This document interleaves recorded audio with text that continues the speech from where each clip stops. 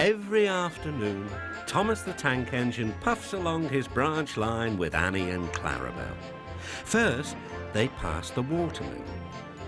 Next, they come to a big farm. Then, they can see a bridge with a village nestled either side of it. This is a special place. Whenever children hear Thomas coming along, they stand on the bridge waving until he is out of sight. One day, Thomas was running late. He had stopped at the signal before the bridge to talk to some new children. Percy was waiting too. "Hurry up, Thomas," called Percy when the signal dropped. "If you're late, the Fat Controller may get a new engine to replace you." "He would never do that," thought Thomas, but he was worried. Next day, Thomas hurried along the line. Just ahead was a goods yard. There, on the platform, was an inspector waving a red flag.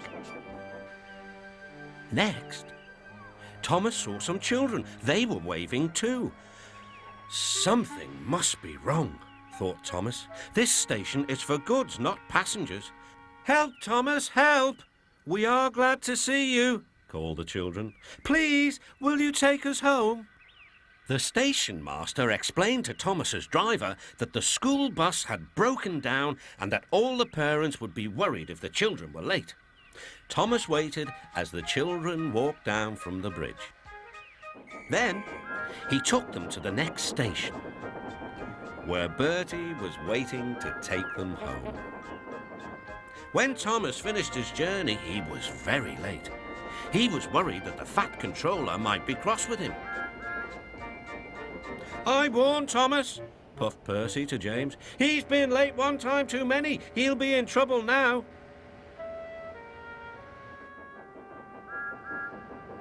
But next morning, the Fat Controller was nowhere to be seen.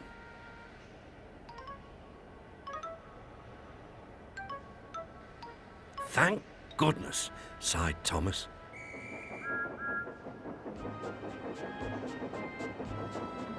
Thomas knows every part of his branch line, but just ahead was a stretch where the hot sun had bent the rails on the track. "Careful, Thomas," called his driver, but it was too late. "That's done it," said his driver. "We shan't get any further today."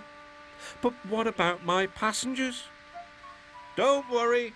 They'll be looked after," replied his driver. While workmen repaired the line, Thomas had to shunt trucks in the yard. Bertie came to see him. "I understand you need my help again." "Yes, Bertie," replied Thomas sadly. "I can't run without my rails." Bertie set off to collect Thomas's passengers. "Hello, Bertie," they said. "We are glad you are here." Bertie drove along the road by the railway. He stopped at each station along the line. Sometimes he stopped between stations to let people off closer to their homes. Thomas felt miserable. "I've lost my passengers. They like Bertie better than me." The Fat Controller arrived. "Your branch line is repaired. I'm going to change your timetable so that you and Bertie can work together more." When Thomas reached the station, there were all his passengers. "Bertie is a very good bus, but we missed our train rides with you," they said. Later, Thomas spoke to Bertie. "Thank you for looking after my passengers." "Oh, that's all right, Thomas. I like to make new friends, but I'm glad to share them with you." "Bertie," said Thomas, "you're a very good friend indeed."